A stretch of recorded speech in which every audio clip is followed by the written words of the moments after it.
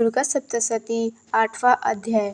ऋषि कहते हैं, चंड और मुंड नामक दैत्यों के मार जाने से तथा बहुत सी सेना का संहार हो जाने पर दैत्यों के राजा प्रतापी शुंभ के मन में बड़ा क्रोध हुआ और उनसे दैत्यों की संपूर्ण सेना को युद्ध के लिए कूच करने की आज्ञा दी। वह बोला, आज उदययुध नामक के 86 दैत्य सेनापति अपने सेनाओं के साथ युद्ध के लिए प्रस्थान करें। कंबु नाम वाले दैत्यों के 84 सेना नायक अपनी वाहिनी से घिरे हुए यात्रा करें।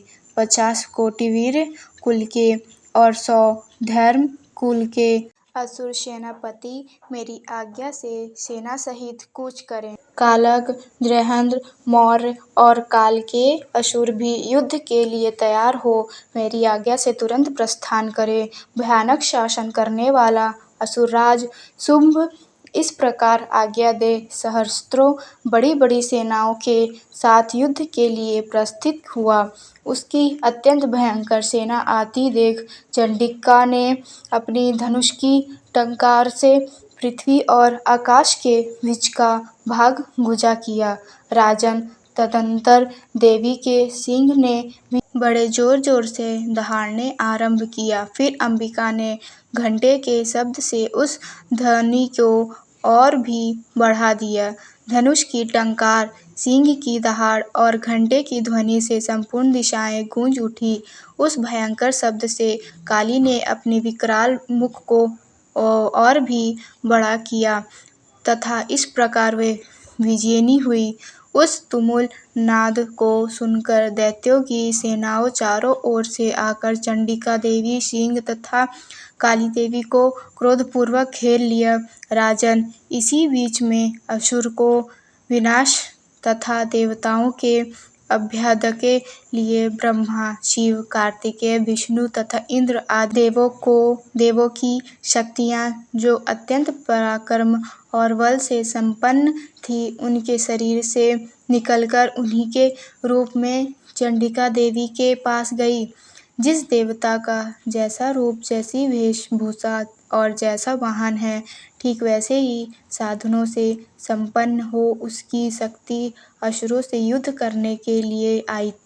सबसे पहले हंसयुक्त विमान पर बैठी हुई सूत्र और कमंडलुओं सुशोभित ब्रह्मा जी की शक्ति उपस्थित हुई, जिसे ब्रह्माणी कहते हैं। महादेवी की शक्ति वृष पर आरूढ़ हो हाथों में श्रेष्ठ त्रिशूल धारण किए, महानाग का कंडन पहने, मस्तक में चंद्ररेखा से विभूषित हो वहां आ पहुंची। कार्तिकेय जी की शक्ति रूप जगदम्बिका उन्हीं का रूप धारण किए श्रेष्ठ मयूर पर आरूढ़ हो हाथ में शक्ति लिए दैत्यों से युद्ध करने के लिए आई।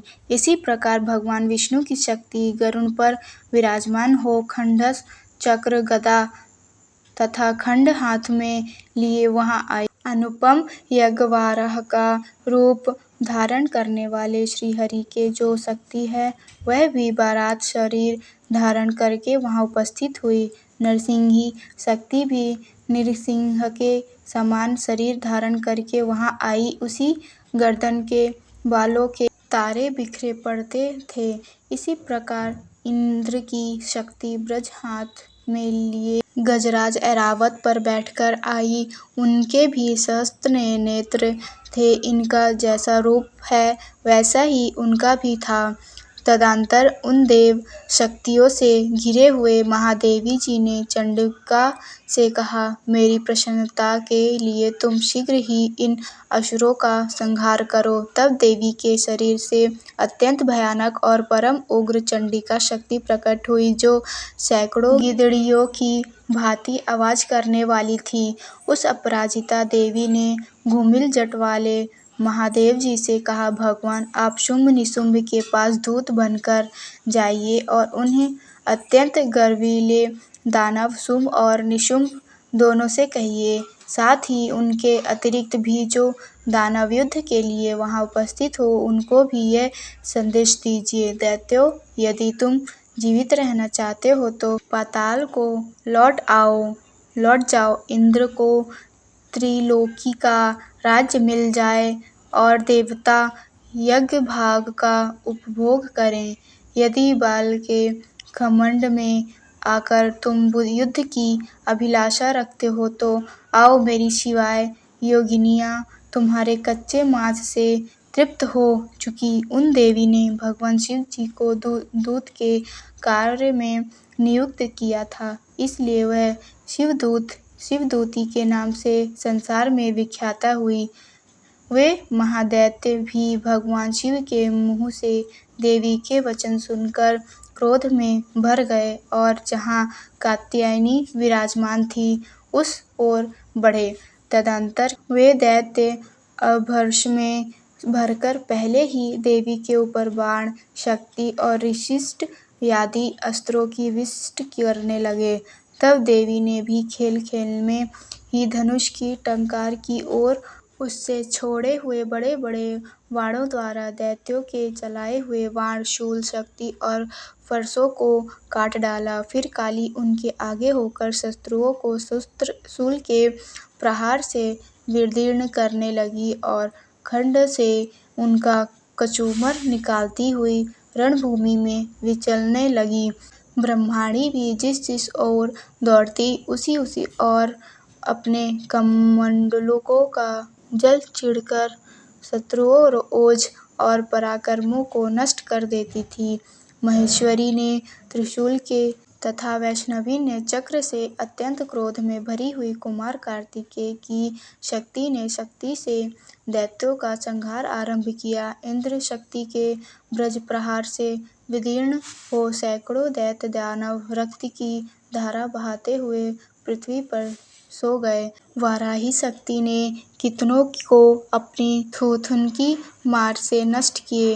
दाढ़ों के अग्रभाग से कितनों की छाती छेद डाली तथा कितने ही दैत्य उनके चक्र की चोट से विदीर्ण होकर गिर पड़े। नरसिंह भी दूसरे महादैत्यों को अपने नाखों से विदीर्ण करके खाती और सिंहनाद से दिशाओं एवं आकाश को गुंजाती हुई युद्ध क्षेत्र में विचरने लगी। कितने ही असुर शिवदूत के प्रचंड अट्टहास से अत्यंत भयभीत हो पृथ्वी पर गिर पड़े और गिरने पर उन्हें शिवदूत ने उस समय अपना ग्रास बना लिया। इस प्रकार क्रोध में भरे हुए मातृगणों को नाना प्रकारने के उपयोग से बड़े बड़े असुरों का मर्दन करते देख दैत्य सैनिक भाग खड़े हुए। मातृगण से पीड़ित दैत्यों को युद्ध से भागते देख रक्तबीज नामक महादैत्य क्रोध में भरकर युद्ध करने के लिए आया। उसके शरीर से जब रक्त की बूंद पृथ्वी पर गिरती तब उसी के समान शक्तिशाली एक दूसरा महादैत्य पृथ्वी पर पैदा हो जाता। महासुर रक्तबीज हाथ में गदा लेकर इंद्र शक्ति के साथ युद्ध करने लगा। तब इंद्र ने अपने वज्र से रक्तबीज को मारा। वज्र से घायल होने पर उसके शरीर से बहुत सा रक्त चूने लगा और उससे उसके समान रूप तथा पराक्रम वाले योद्धा उत्पन्न होने लगे। उसके शरीर से रक्त की जितनी बूंदें गिरी उतने ही पुरुष उत्पन्न हो गए। वे सब रक्तबीज के समान ही वीर्यवान, बलवान तथा पराक्रमी थे। वे रक्त से उत्पन्न होने वाले पुरुष भी अत्यंत भयंकर अस्त्र शस्त्रों का प्रहार करते हुए वहां मातृगणों के साथ घोर युद्ध करने लगे। पुनः वज्र के प्रहार से जब उसका मस्तक घायल हुआ तब रत्न बहने लगा और उससे हजारों पुरुष उत्पन्न हो गए। वैष्णवी ने युद्ध में रक्तबीज पर चक्र प्रहार किया तथा इंद्र ने उस दैत्य सेनापति को गदा से चोट पहुंचाई। वैष्णवी के चक्र से घायल होने पर उसके शरीर से जो रक्त बहा और उससे जो उसकी बराबर आकार वाले सहस्त्रों महादैत्य प्रकट हुए, उनके द्वारा संपूर्ण जगत व्याप्त हो गया।